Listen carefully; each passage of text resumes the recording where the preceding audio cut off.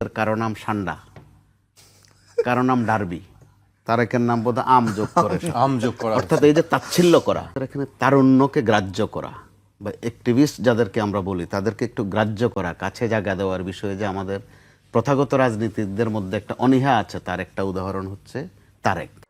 অথবা আমি যদি নাম বলি আরো এনসিপির যে নেতারা যারা বৈষম্য বিরোধী ছাত্র আন্দোলনে ছিল, আপনি তাদের বিষয়ে কিন্তু এরকম একটা খেয়াল আছে যে আপনি খেয়াল করে দেখেন তাদের কারো নাম সান্ডা, কারো নাম ডার্বি, তারেকের নাম বোধ আম যোগ করে আম যোগ করা অর্থাৎ এই যে তাচ্ছিল্য করা।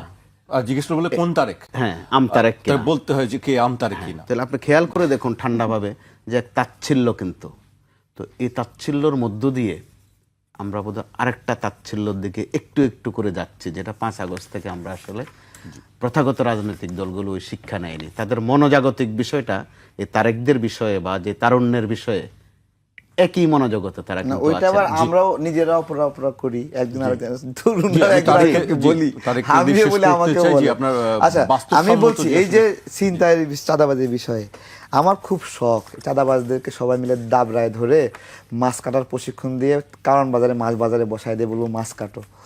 সেটা কি করবে তারা? হ্যাঁ হ্যাঁ, এটা তো পরিশ্রমের কাজ। করতে হবে, না করলে দৌড়ের উপর থাকবে, একটা সোজা বিষয়।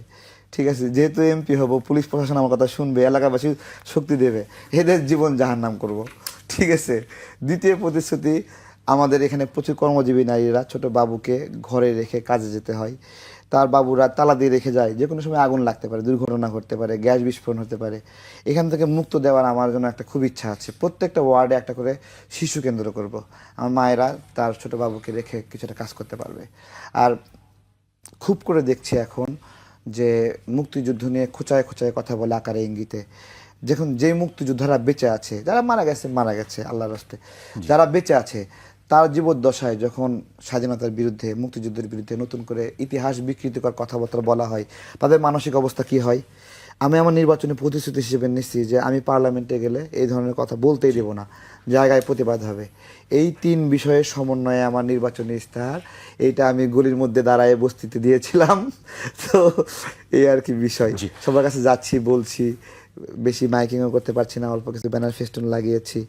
তো দেখা যাক কি হয় তারপরে। জি, আসলে দেখা যাক কি হয় শেষ পর্যন্ত। আমাদেরকে আজকে না, গোল্লাও মারতে পারি, সেটা আসলে সময় বলে দেবে যে আসলে